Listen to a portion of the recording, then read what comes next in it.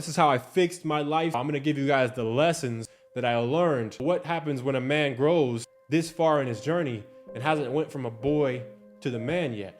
Well, that's the rite of passage that I'm gonna share with you today. My hero's journey on how I got focused and aggressive on the things I felt like I deserved, because self-mastery and purpose was my true aim. And that leads me into principle number 1. Starve distraction. Motherfucker, stop scrolling. No more twerk videos, bro. No more scrolling on the gram. Every time I fapped, it was from scrolling. So cut this shit out, bro. The only reason we don't achieve what we want is because we don't know our purpose, or we have the lack of ability to focus because of the distraction of stimuli. There's a book called The Shallows by Nicholas Carr, and it states that in our modern advances in information and technology has actually created a detrimental impact on our brain. So there's a very important distinction here before you think that technology is all good. This story is about how it really fucked my life up. Around this time, bro, I would go to bed and tell myself I'm about to wake up early tomorrow. Then I go to bed with the phone in my hand, scroll, check some messages, you know how it goes. Next thing you know, I'm watching twerk videos and got me a little semi-hard, and now I'm fapping. But now it's 2 a.m. and I told myself I was waking up at 6.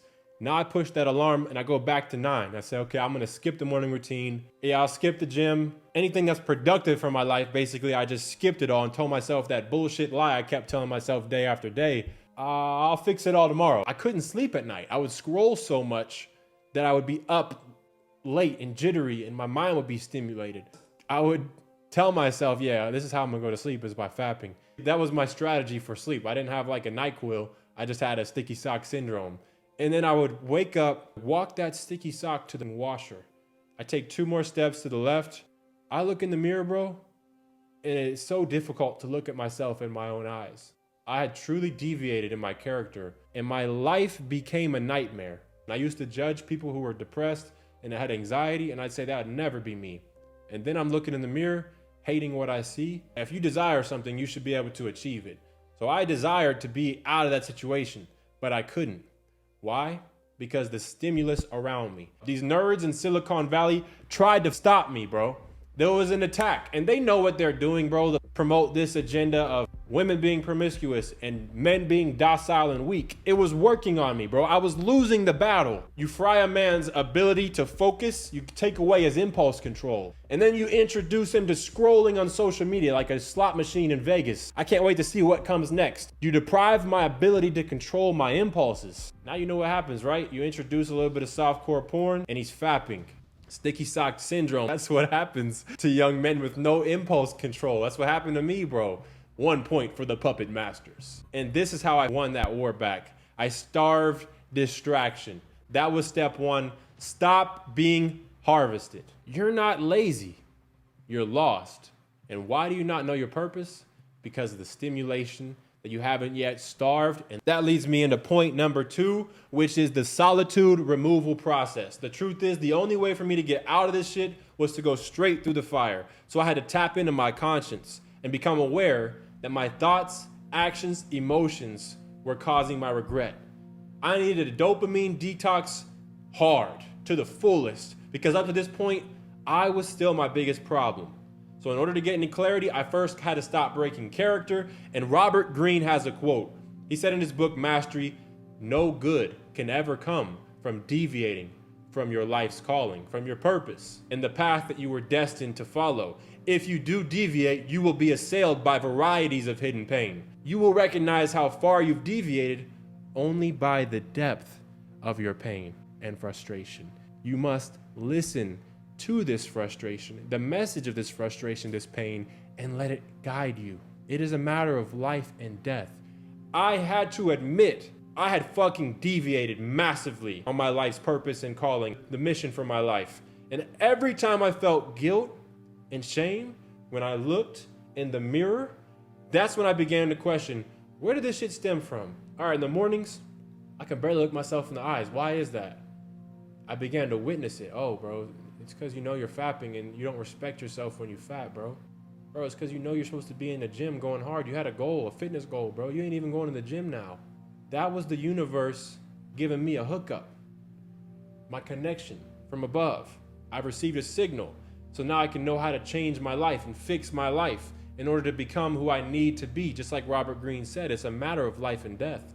And anytime I looked in the mirror, that voice in my head would get louder and louder. It was screaming at me to make changes. That was my conscience. They call it the authentic voice of our Creator. The authentic voice of God is your intuition. I know that voice would never sell me out. So when I'm looking in the mirror and I'm like, I regret this, this, this, and this. I gotta listen. That was my higher self supplying the path. The only path. It's not a what if. There is no what if. This is who I'm supposed to become. Now I realize that's disrespectful as fuck. If you listen to your intuition and it sounds like, oh, I should be a better dad. Oh, I should rise up in my finances, start tracking my spending because I'm getting reckless right now. And then you don't listen. Like, I was literally not listening to the voice for so long, and my life got fucked up as a result. I had to stop looking at the externals for the path and where I was supposed to go with my life. And I realized that all along, that inner voice was telling me what I was supposed to be, who I was supposed to be, where I was supposed to go. So now every day forward, looking in that mirror, my conscience was telling me to take the path. And this is something that they did back in the day. Our ancestors used to seek solitude. They used to do extreme treks and they used to fast. So this is exactly what I did. I took a 3-day trip to Malibu where I had nothing but a book, a journal, and a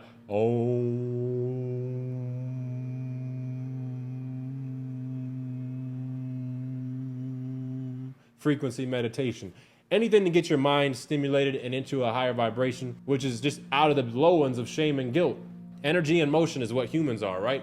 I brought the books, I brought the journal, and I asked myself the tough questions, and I contemplated on my death, because I'll be lying if I said I wasn't thinking about, like, what the hell is my life even?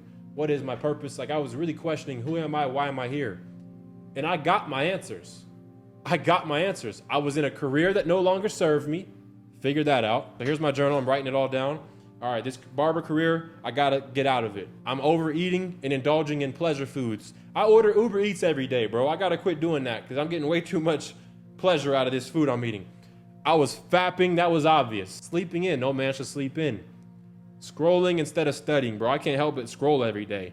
And I can't read a book right now. That's a problem. My conscience is supplying me with all these answers on this 3-day trip to Malibu. All right, I'm consuming content instead of creating it. I'm overspending right now, bro. I made over 200 grand and I don't even know where it's all at. That's a problem, bro. It became clear. I was drifting. This book, once I read this, who he's talking about in the book was me. Yeah, I was drifting, all right?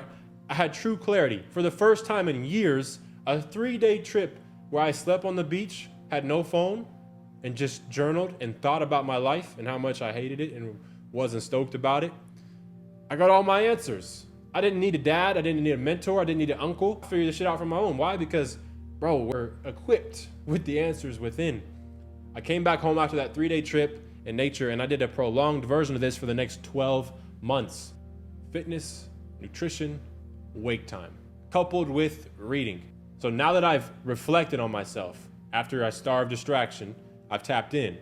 That leads me into principle number 3, designing my 10.0 self, designing my purpose. I needed to create a clearly defined vision for every area of my life. And I broke it down into excruciating detail, bro. Savage detail. I needed to make the switch from just magnifying the results to magnifying my daily conduct.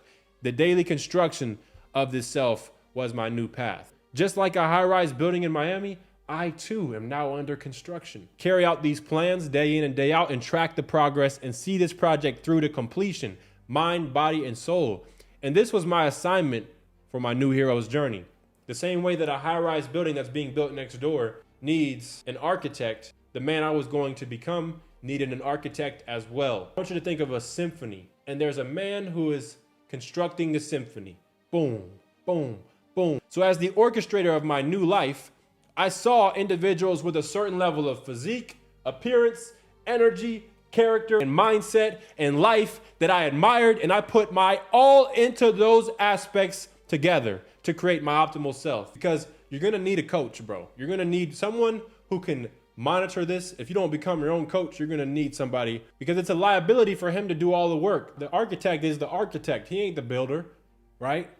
So you gotta like transcend self. All right, I'm gonna need this coach in this area, fitness coach. I'm gonna need a mindset coach. I'm gonna need a business coach. I'm gonna need a boxing coach. The same is true with you designing your dream life right now. You're gonna need to plan it all so that it all makes sense and it all flows well. And then you're gonna be in charge now of carrying out these plans.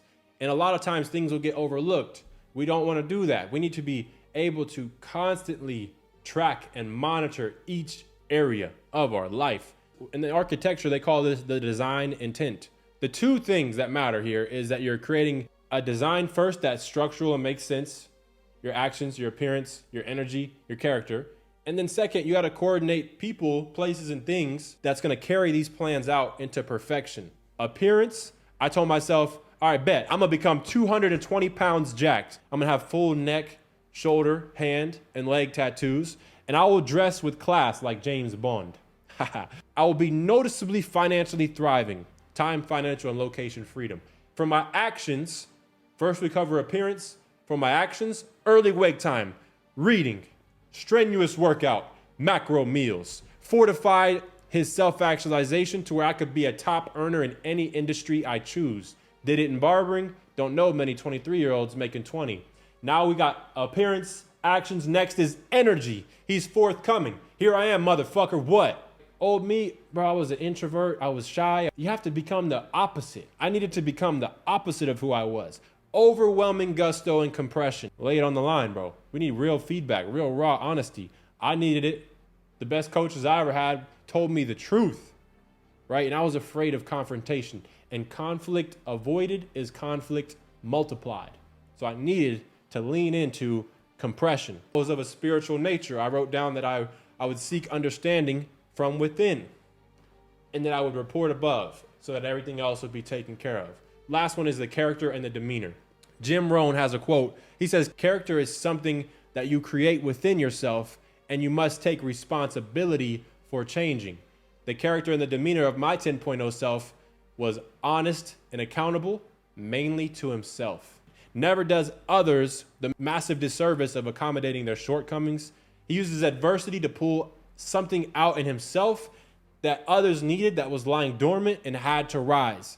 And he doesn't let anyone in his circle live to less. He's a living, breathing pattern interruption. First by his testimony, then his conduct, then his feedback. Like I said, conflict avoided is what? Is conflict increased. He walks in the room and fills it with his love for himself. He can box, he can fight. He has speed and power and timing. And he's a formidable opponent to 90% of men on planet Earth. That was a big one for me because at the time I was very soft. I still have a long way to go in this category, but I can fight now. And eye contact. He always showed his testimony in his eye contact with people. He was present, he connected, and you could see the pain in his eyes of a man who's been through the fire and he's been battle tested. My favorite one here is that he stands firm on his values and commitments to people, especially when it's not convenient. That's big. And I had to admit it, bro. As a little kid, I wanted my life to look extremely different. I didn't even want to be a barber. Writing these goals down, bro, this was a tough moment for me because I had a shitty mindset towards what it would take to become the man I always needed. It was a massive gap between the two. And then I had to admit that I got a lot of work to do now. I climbed up a mountain, but I got to climb down and then climb up a new one. In this attempt to improve and prepare and build myself to the man that I always needed and give that man to the world, I realized how daunting and long of a process that would be. For a while, I was hesitating to commit to the work that it would take to become that man. This concept that you're working on yourself, Jim Rohn said, formal education will make you a living, but self-education will make you a fortune. He said, work harder on yourself than you do your job. So creation of this new version of you, giving that individual to the world, that's your new life's purpose, bro. Creating new standards, raising the standards, applying discipline.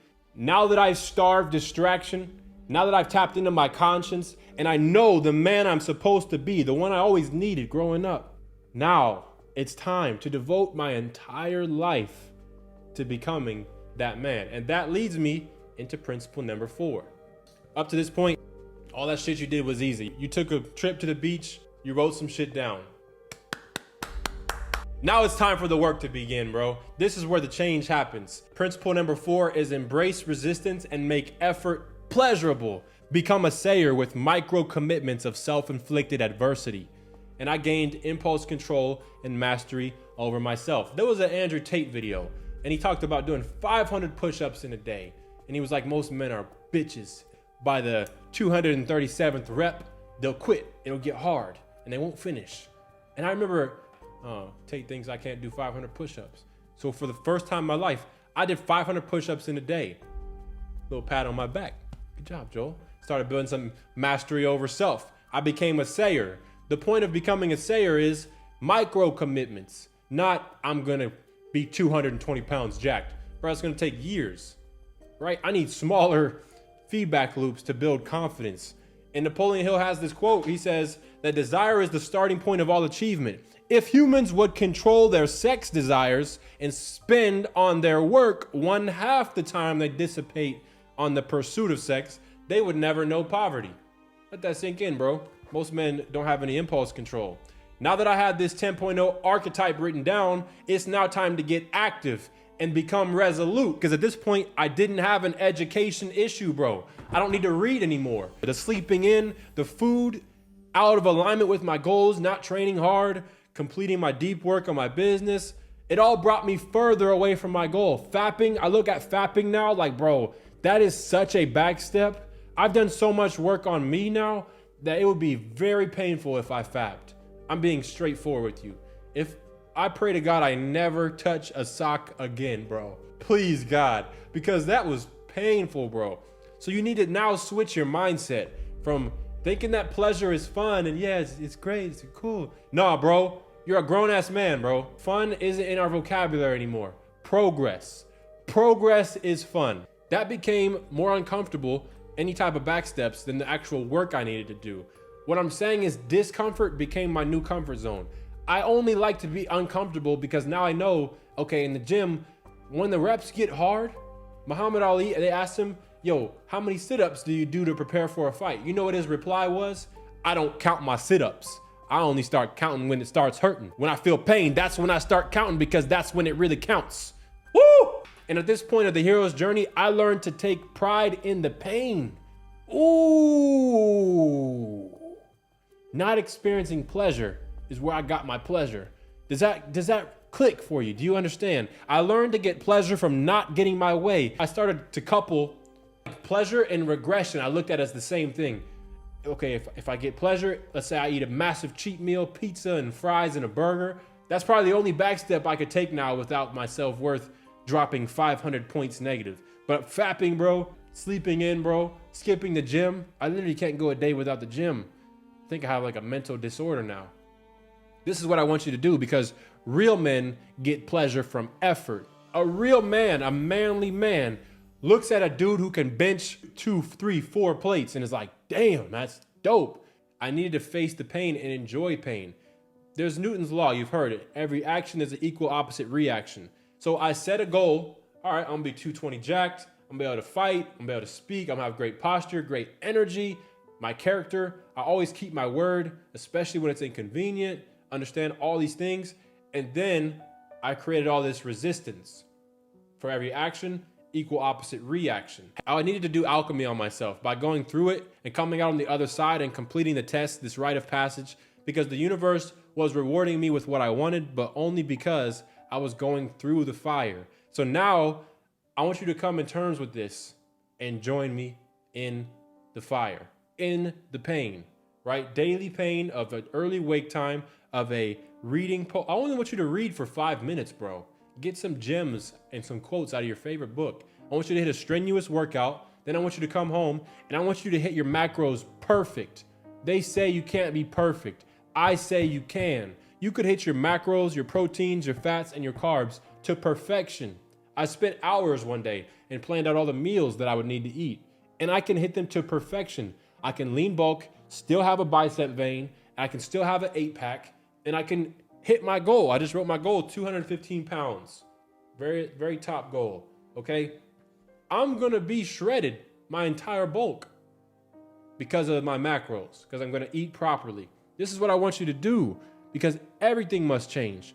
I want you to come in terms with this. I want you to face the dark, become the opposite personality type.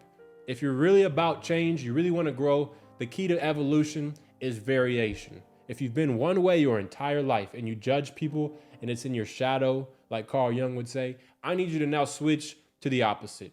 And that leads me into principle number 5, which is to become the man, create the who, not the how. The man who gets it all done no matter what, committed to excellence across the board in every area of his life, and is obsessed with the details. The who, not the how. This is a Jim Rohn quote. He says that money is to be attracted, not pursued, and success is not something you pursue because what you chase runs away. Success is something that we attract by the person we become. He also said that your level of success will rarely exceed your level of personal development. I accidentally stumbled upon $250,000 a year as a barber, and I quickly let it fall through my fingertips through self-sabotage because I hadn't became $250,000 a year Joel. I just became $250,000 a year barber. Joel $250,000, barber $250,000. I brought the barber to $250,000, but I was still poverty-minded, drifting Joel from Ohio. I tried to bring this guy to Los Angeles with me. This shit was painful. I need you to change. I need you to become that man. Now that I wrote the vision, I made it plain. Now I had to detach from it and stop thinking it was the result that I was after, because I was now after the person that I was creating through my process. The person who could not be stopped. I was creating someone who wouldn't tap when it got tough. I had to change my worldview and paradigm from wanting the immediate gratification. The instant gratification is a motherfucking disease in 2024. I had to eliminate that and focus on the internal. I needed to become the right partner, not chase the right partner. I needed to become the best me, draw it all in and stop chasing it. I needed to make myself rare so that people came to me. And it's difficult, bro. I'm gonna just be very honest with you. This process is difficult to create a whole new version of you. I was listening to a podcast from Nick Hill, my YouTube coach. He said that it takes him 100 YouTube videos to have a massive breakthrough, and that anybody could change their life in 18 months. And I reflected on that. And I was like, damn, I was a barber 7 months ago, and now I've just made 100K in my coaching business. I created a new version of me pretty quick. There's a quote from Vic Blends. He says, don't let what you do define who you are. Who are you if you can't do what you're good at? So I need you now to look at yourself in the mirror and realize the biggest change could happen in your life. It doesn't have to take 2, 3, 4, 5 years.